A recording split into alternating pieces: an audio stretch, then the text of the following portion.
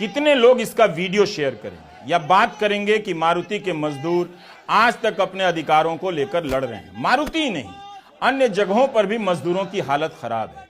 इस पूरी बहस से उनका चेहरा गायब कर दिया गया है। हमारे पास मारुति का पक्ष नहीं है, लेकिन लघु सचिवालय पर जमा हुए इन मजदूरों ने जो कहा, पहले उसे सुना जाना चाहिए। कंपनी का सबसे बड़ा स्कैम सिटी पेपर है, जो जिसमें 25-30 हजार बंदे को बुलाती है और कितने को परमानेंट करती है, 15 को, 20 को। मैं खुद, मेरा सिटी का एग्जाम क्लियर है और सब कुछ है। बोले कि हम तुमको बुलाएंगे, जो आज तक ना ही कोई कॉल आई है, ना ही कुछ और। जो कंपनी का जो माहौल बना हुआ है, और तो छोड़िए, और कंपनी भी जो सर्टिफिकेट लेके जाते हैं, मारुति वाली कंपनी की सर्टिफिकेट हम और कंपनी में लेके जाते हैं, तो बोलते हैं भाई हमें ये सर्टिफिकेट का कोई मतलब नहीं है, हम 12 घंटे का तेरे को 10,000 रुपए देंगे, 12,000 रुपए देंगे। अब ये देखो 12,000 रुपए में ESI भी कटता है, PF भी कटता है, मिला के हाथ में हमको 10,000 रुपए मिलता है। मेरे को सर्टिफिकेट दिया गया कि इससे तुम्हारे को नौकरी मिल जाएगी दूसरी कंपनियों में, लेकिन जहाँ भी जाते हैं वहाँ पे उसकी कोई वैल्यू नहीं है। बोलते हैं भाई तुम इसके मारुति वाले बंदे को, तुम्हें हमारे पास काम ही नहीं है। और सर बाहर काम करते हैं तो ज़्यादा 8 घंटे का तो ड्यूटी नहीं है, 12 घंटे का 12-12 हजार रुपये देते हैं। उसमें भी सर संडे को भी काम करना पड़ता है, 30-30 ड्यूटी के 12-12 हजार रुपये मिलते हैं, तो ये कैसे चल पाएगा। यहाँ भी हम जॉब कर रहे हैं तो जॉब में 12,000 रुपये मिल पा रहा है, पर लेकिन उसमें भी काम ज़्यादा लिया जा रहा है हमसे, काम बहुत ज़्यादा लिया जा रहा है हमसे। मुझको उसमें जॉब करते करते पता चला कि ये तो 7 मंथ रखती है, फिर लात मार देती है, फिर दोबारा कहीं और अदर कंपनी में जाते हैं, तो वो उसका जो सर्टिफिकेट रहता है कोई काम नहीं करता। सब बोलते हैं ये तो तुमने एक लाइन पे काम किया है, इसकी कोई वैल्यू नहीं है। तो सर ये कहाँ पर है? हम ITI भी कर रहे हैं, हमको उस ट्रेड का काम भी नहीं मिलता। अगर किसी चीज़ के नट बोल्ट पे कसने पे लगा दिया तो कसने पे लगा दिया, 7 मंथ उसी लाइन पर गुजर जाते हैं। और सर आज के टाइम गवर्नमेंट बोल रही है रोजगार दिया जा रहा है, नई नई स्कीम आ रही है, सब बकवास है सर। यही व्यथा और कथा चारों तरफ होगी। हम नहीं जानते कि गारमेंट फैक्ट्री से लेकर तमाम तरह की फैक्ट्रियों में काम करने वाले कर्मचारियों की क्या हालत है। इनमें से ज्यादातर कॉन्ट्रैक्ट पर हैं या स्थायी हैं। जो कॉन्ट्रैक्ट पर रखे जाते हैं उन्हें कितनी सैलरी मिलती है, और स्थायी और कॉन्ट्रैक्ट के बीच में काम का अंतर क्या है, सैलरी का अंतर क्या है।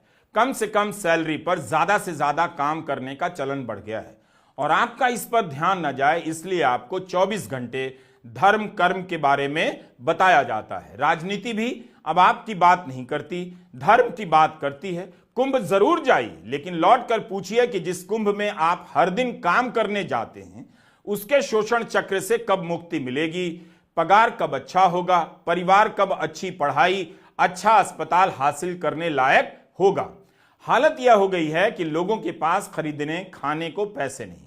उनका खून इस तरह से चूस लिया गया है कि वे सामान्य उपभोग की चीजें नहीं खरीद पा रहे। FMCG जिसमें biscuit, Maggi, pasta, chocolate, chyawanprash जैसी चीजें आती हैं, उनकी खपत घटती जा रही है। इसका कारण यह नहीं कि भारतीय कम काम कर रहे हैं। इकोनॉमिक टाइम्स की आत्मदीप रे की यह रिपोर्ट देखिए। विश्वगुरु भारत में छोटे मोटे उधार लेने वाले 8.5 करोड़ लोगों में करीब 50 लाख लोग ऐसे हैं जिन्होंने 4 या 4 से अधिक जगहों से उधार लिया है। अलग अलग जगहों से उधार लेने वालों की संख्या बढ़ती जा रही है।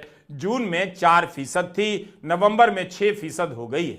आत्मदीप रे दिखा रहे हैं कि लोग मामूली लोन भी नहीं चुका पा रहे हैं, वे डिफॉल्ट हो रहे हैं। जिस लोन को नहीं चुकाया जाता उसे बैड लोन कहा जाता है, और बैड लोन की संख्या बढ़ती जा रही है। इसी कारण माइक्रो फाइनेंस सेक्टर गंभीर चुनौतियों से गुजर रहा है। उसकी पूंजी पर दबाव पड़ रहा है क्योंकि वापस लौट कर नहीं आ रही है।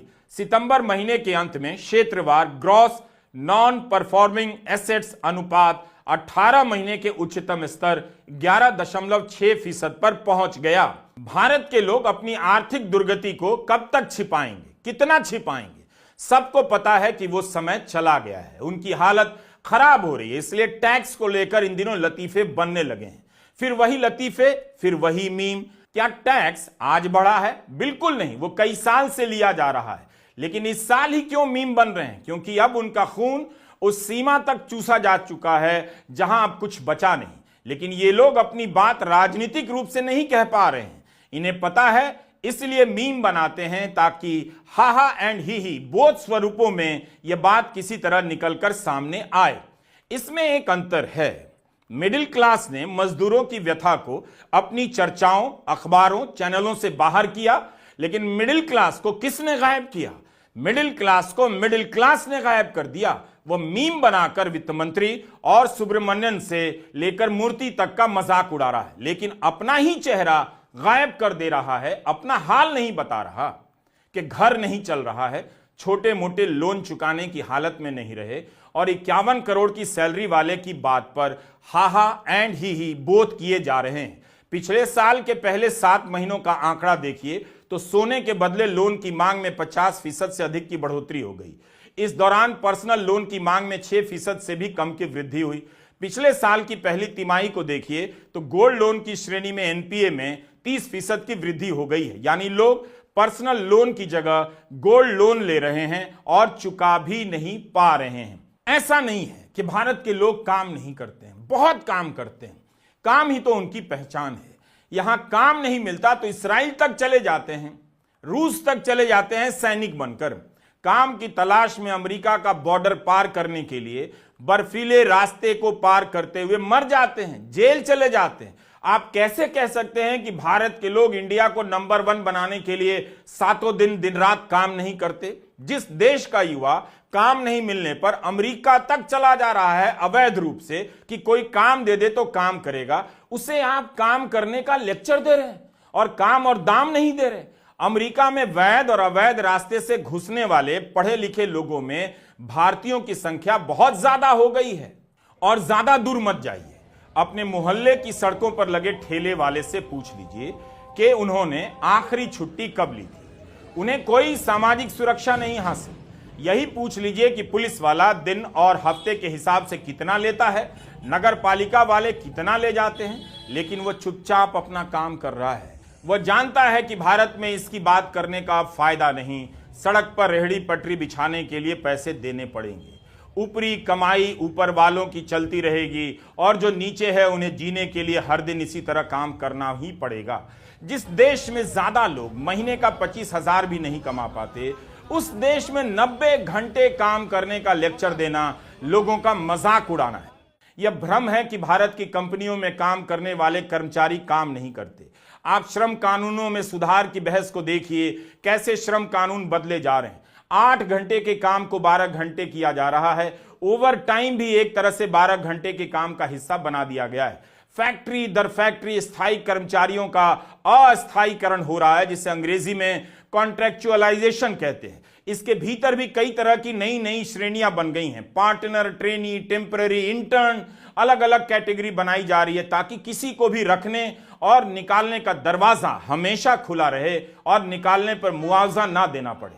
श्रम कानूनों को कमजोर बनाकर काम के घंटे बढ़ाए जाते रहें और मजदूरों के अधिकारों को कम किया जाता रहा है। लगातार निकाले जाने के कारण बड़ी संख्या में मजदूर गिग वर्कर बन रहे हैं, जहां उनके साथ शोषण का एक और चक्र इंतजार कर रहा है। सवाल है कि यह सब बातें गोदी मीडिया में नहीं होती, वैकल्पिक मीडिया में ऐसी खबरें छपती हैं तो लोगों तक पहुंच नहीं पाती और जनता इन सब बातों पर सोचने के लिए आती ही है कि उसे धर्म की राजनीति में झोंक दिया जाता है। फिर जनता अपनी मुक्ति की कामना ऊपर वाले से करने लगती है और ऊपर वाला कहता है 90 घंटे काम करो, बीवी बच्चों का चेहरा मत देखो, छुट्टियां मत लो। भारत उपदेशों का देश बनकर रह गया है। नमस्कार, मैं रवीश कुमार।